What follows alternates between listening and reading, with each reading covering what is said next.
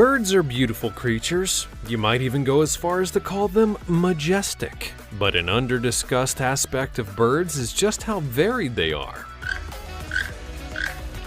Some of them are so astoundingly one-of-a-kind that there's truly no other bird like them. These are the most unique birds in the world.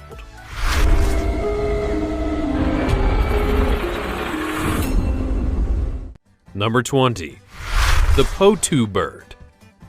The Potu bird is, without a doubt, one of the strangest and most unique birds in the animal kingdom. That is, if you can spot them. Their feathers and general physique, for that matter, are incredibly well suited to camouflage themselves in the wild. Potus come in a variety of shapes and sizes, and are the masters of disguise since they're only active at night and sleep during the day. Their plumage, like that of most other nocturnal birds, functions as camouflage, making them seem like a piece of a tree or even a broken-off stump. The common Potu bird whistles a sorrowful succession of notes that descend in pitch, while the great Potu bird makes a deep guttural sound and loud squawks.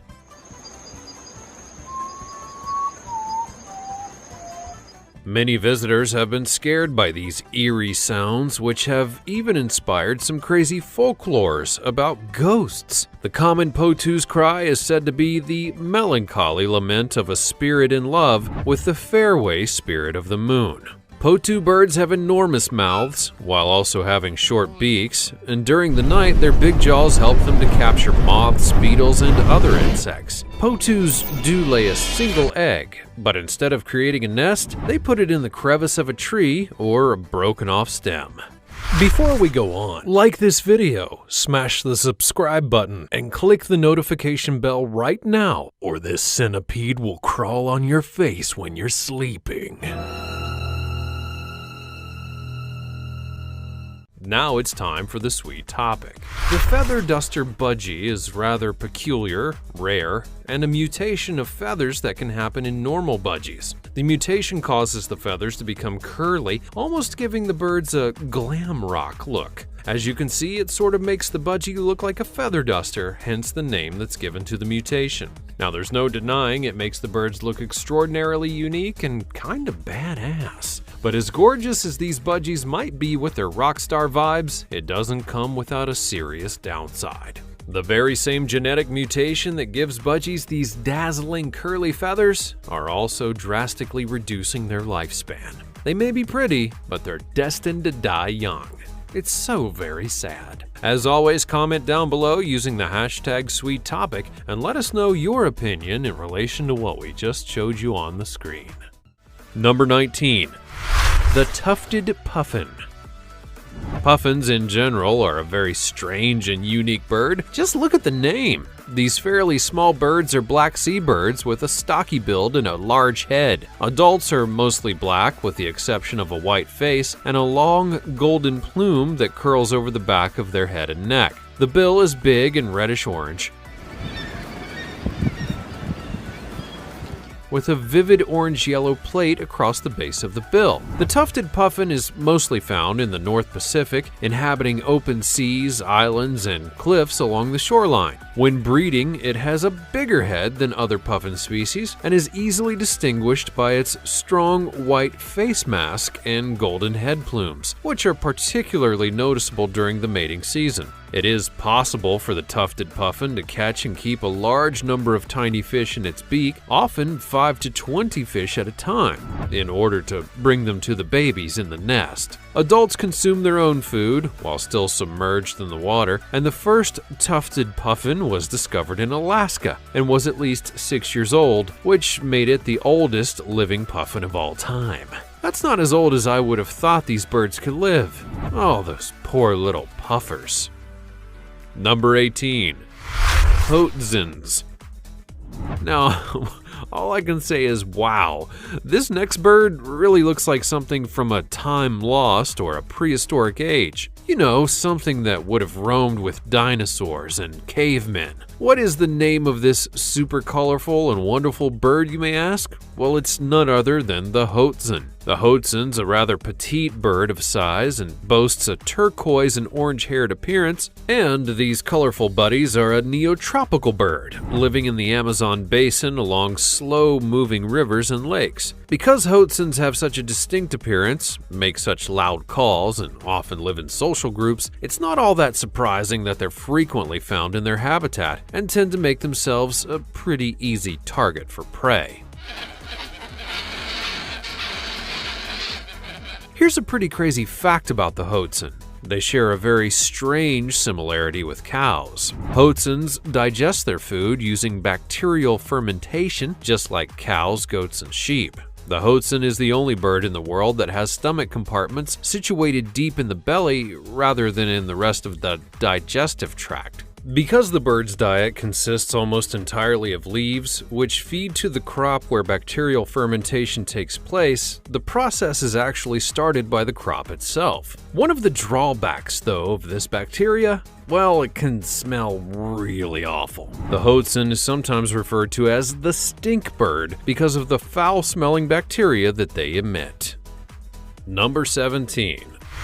The Kakapoo.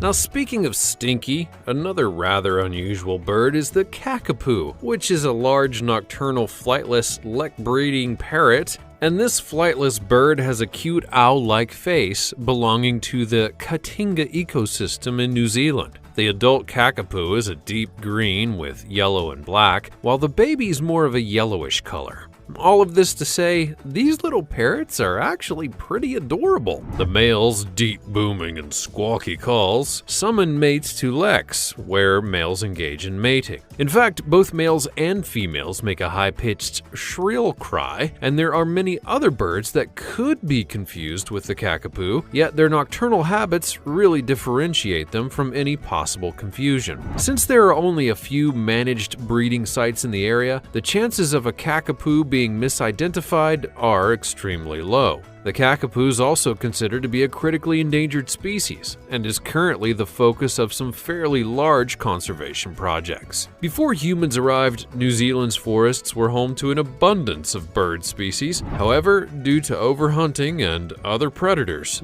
the number of bird species diminished to around only 50 by the mid-1990s. So why don't we all pitch in and not hunt down the kakapoo? Number 16. Keel-billed toucan. Now, this is probably one of the more famous birds on the list, the keel-billed toucan. But why? Well, just look at that bill. It's super gigantic. Keel-billed toucans are, in fact, known for their massive bills, which give them a bit of a clumsy appearance at first glance. The bills are nearly twice the size of the rest of the body, with their body having a bright yellow throat and cheeks, vibrant red feathers under their tails, and a yellow-green face. The bill may appear to be bulky thanks to it being made of protein, but it's actually light because of the bird's hollowed-out bones. A bigger problem for the toucan, though, is its wings. Though the bones are hollow, the bird still has a hard time supporting itself from time to time because of how large the wings actually are. Tropical and subtropical rainforests from southern Mexico to Venezuela and Colombia provide the habitat for these birds, and the toucan is also crepuscular, which means that it's active during dawn and dusk. So what I'm really basically trying to say is that this is definitely a party bird, always ready for those crazy toucan dance soirees. Number 15. Ribbon-tailed astrapia.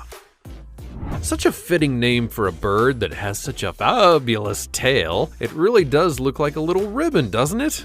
The ribbon-tailed astrapia is found in the forests of the Central Highlands in Papua New Guinea, which also serves as its breeding grounds. This colorful bird of paradise has a long, thin, and ribbon-like tail that is much larger than its body, with a total height of the bird being 32 centimeters long, including the tail. Adult males have an iridescent olive green and bronze plumage. Their long tails, when they're just hanging out on a branch, can sometimes perk up and come up behind their head. Though the males between the ages of 15 and 20 do have missing white-tail feathers, the female has a brown body and head with iridescent feathers, and because of their looks, they can sometimes be mistaken for the nightingale. And also, just like the nightingale, the male Astrapia bird is polygamous.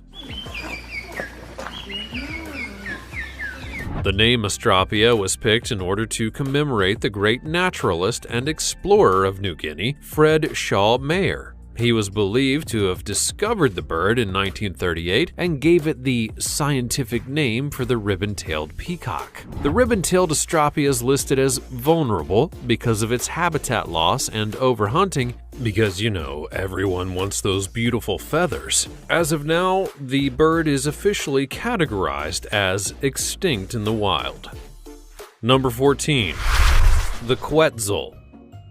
Speaking of birds with super long tails and wonderful tropical feathers, the next bird on our list definitely fits the bill. The Quetzal is also known for its vibrant plumage, and the long tail feather of the bird, which easily surpasses the length of the bird's body, is its most distinctive physical attribute, much like the Astrapia. The Quetzal is mostly green in color with a red breast and can only be found in regions of Mexico and Central America, and even then, only in the distant highland and cloudy forest locations like Guatemala's highlands.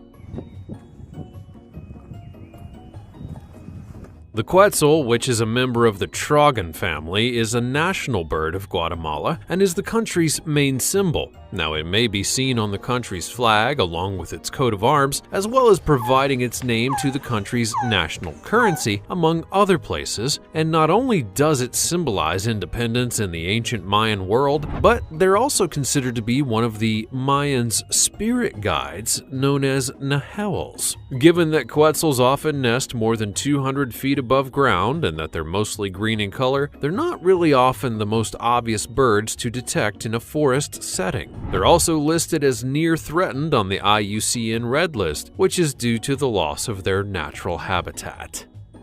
Number 13. Magnificent frigate birds. Now, could you imagine being so cool that scientists would put the word magnificent directly in front of the name of your species? How cool would these birds really have to be? Well, magnificent frigate birds are fairly big seabirds with long angular wings that are distinctive in appearance, and they also have a tail that's deeply forked and is often retained closed in a pointed position. The bill is long and strong with a noticeably hooked tip at the end of each side. And the magnificent frigate bird is primarily black, with a few patches of white on its head, chest, and belly. The females are distinguished by a white breast and a black head, and juveniles start off with a white head and belly, and as they get older, their heads get darker. Younger birds also have a faint tan stripe on the top wing, the same as the adult. When males are capable of breeding, they become totally black, with the exception of a bright red neck pouch that is not always visible. This depends on the angle that you look at the bird. Though, look at that little sack. I wonder what they keep inside of that thing. Despite the fact that they're an oceanic bird, they don't really dive for fish. Instead, they skim fish off the surface of the water or chase after other birds, causing them to abandon their recent meal, all in order to escape. Number 12. The sand grouse. SpongeBob SquarePants? More like sand grouse sponge feathers. The bird called the sand grouse is seriously able to transport water back to the nest by carrying it inside of its feathers, all so that it can rehydrate its little chickies. It seems to be impossible, and for decades, experts believed it to be a hoax that was created by the media. However, this is actually not the case. The male flies up to 20 kilometers to a small watering hole in the chill of the desert morning, wades into the water up to his belly, and then gathers it by the process of rocking. The bird fills up by shifting its body from side to side and vigorously shaking its belly feathers in the water, and this process can take up to 15 minutes. A sand grouse is capable of absorbing and transporting 25 milliliters of fluids, and this is because of its coiled, hair-like extensions on the feathers of its belly. That's a little more than 2 tablespoons. Once the male sand grouse is returned across the desert with his life-giving feathers, the chicks then congregate around him and use their beak like tiny squeegees to milk the water from their father's belly feathers, which they probably really needed considering that they live in the Sahara Desert and all. Nature does really seem to find a way of working itself out. Number 11. The marabou stork. These are some of the craziest looking storks ever, if I may say so myself. Marabou storks have hollow toe bones in addition to hollow leg bones, and that's important for the adaptation of flying in such an enormous bird. The African marabou stork has a wingspan of 2.66 meters, standing at a height of 1.5 meters. The males are distinguishable by their enormous air sacs and are somewhat bigger and taller than the females. A long crimson pouch hangs from the neck of the stork.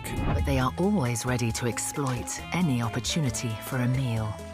And during courting rituals, this pouch is employed to impress the ladies. During the breeding season, the bare 18-inch inflated pink sac stands out even more, working as a sort of resonator, connecting directly to the left nostril and enabling the bird to generate a guttural croaking sound. The marabou stork is normally quiet. However, if it does feel threatened, it's going to make a beak clacking sound, which is actually pretty terrifying. But what does the marabou stork eat? Well, the same thing as vultures, actually. Everyone else's leftovers. Although it may not seem so nice to humans, marabou's behavior is very important to the ecology in which they live. By picking at corpses and decaying garbage, the stork aids in the prevention of infection transmission of diseases. They're scavengers that devour anything from termites to flamingos, along with tiny birds and animals, as well as human garbage and dead elephants. Ew. Number 10. The standard winged nightjar.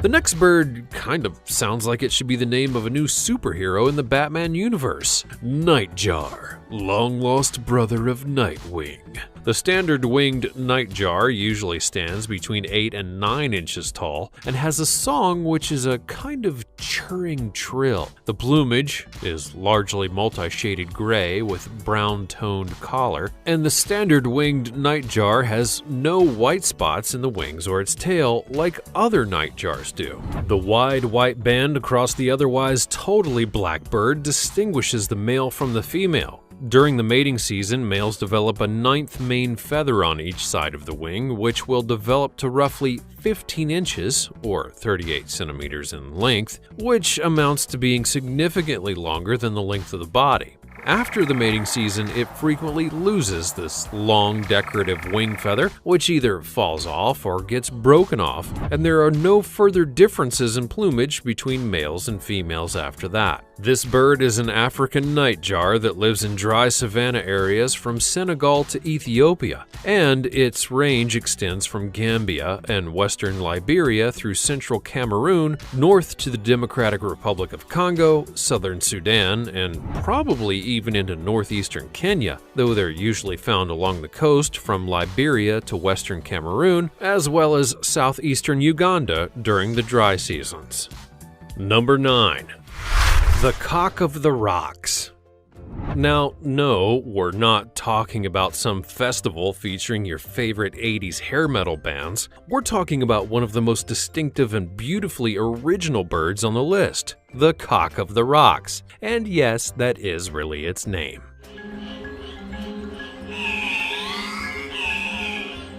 Not only is its name wholly original, but their entire physique is amazing as well. Apart from being one of the most recognizable birds in the world, this Andean condor is a bird that's substantially bigger and chunkier than any thrush. Males utter pig-like squeals and hop and dance for females at dawn around a different display site in the cloudy forests at medium altitudes where they're most commonly seen. Occasionally encountered in other parts of the forest, particularly around fruiting trees. Males may be either bright red or orange in color, with black wings and large silver tertials, along with orange legs and a puffy rounded crown. Females, on the other hand, may be either bright crimson or orange in color. Nests are built along boulders or cliff walls, and out of all birds, there's only one other species that's even comparable to the cock of the rock, even though there's no overlap in their ranges. All that's to say that this Andean condor truly is one of a kind.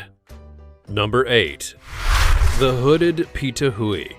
Now, I think we've all heard of poisonous snakes, spiders, and even frogs, but have you ever heard of a poisonous bird? Well then, let me introduce you to the hooded pitahui, one of the world's only living toxic birds. It's even the world's first venomous bird to have been formally reported in a scientific journal or book. Roughly the size of a dove, with black feathers on the head and an orange or red belly, it stands at about 9 inches in length on average. They're what's called passerines, aka songbirds, and are part of the corvid family, together with crows and ravens. They feature sharp claws on the ends of their black legs, as well as a powerful black beak. The colors and odors of the hooded pitahui are assumed to be aposematic, meaning that they're intended to deter predators from attacking. This bird is found in the rainforests and tropical jungles of New Guinea, an island situated north of Australia. These birds are omnivorous birds, meaning that they'll consume a wide range of both plant and animal items, such as berries and insects. Corazine, a New Guinea beetle, is also a component of their diet, and is thought to be the source of the deadly qualities of the bird. So, if by some crazy chance you do see this bird in the wild, run away as fast as you can. Number 7. The three-wattled bellbird. These little wormy things on the three-wattled bellbird seem weird, but that's just the male that has these 3 slim, elongated gray-black wattles, the worm-like skin thingies hanging from his beak. The female lacks these wattles and has a completely different appearance than the male, but both sexes do have a huge black beak and a robust body. The female has an olive green head with thin yellow lines, a small yellow eye ring, and a brilliant yellow underside, along with broad dark olive green stripes. The female is therefore well camouflaged under the canopy's luxurious greenery. The male, on the other hand, has a dazzling white head, neck, and chest, as well as a consistent chestnut rufous hue all over his body. So he's not really so great at camouflage, but is awesome for attracting mates. This bird may be found between eastern Honduras and western Panama in the intermediate to upper forest levels of the lowlands, all the way to elevations of 900 to 3,000 meters or above. Outside of the mating season, it's frequently found at lower altitudes in the woodlands where this bellbird hangs out, and has an unpleasantly strange bonk that's often heard. This is actually the mating call of the bird. Because the bellbird sings among the topmost branches of the canopy, its well-projected cry may be heard up to half a kilometer. Number 6. The Sri Lanka frogmouth.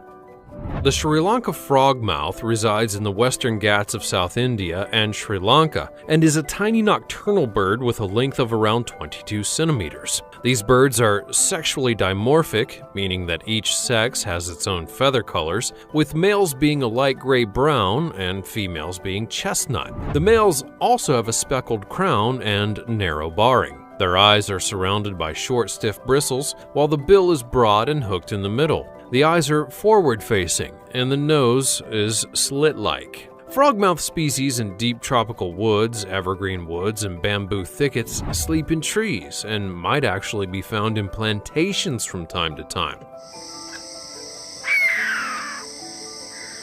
Insects, beetles, and moths make up what these nocturnal birds eat, while moss, down feathers, lichens, and bark are used to construct the nest. A single egg is deposited, and both parents incubate it in turn. Finally, there's some co-parenting in the animal world. Number 5.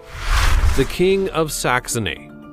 Now, we had one bird that had magnificent in the name, and this time we've got one that's a king? Well, what's next? A bird that's called a fish? The King of Saxony is a bird of paradise, and is a monotypic genus with just one member, which is kinda lonely. But what's even lonelier is that the bird is only found in New Guinea's highland forest. Natives of Papua New Guinea and Western New Guinea refer to the bird as kasaba, which is a human interpretation of the male's loud booming cry.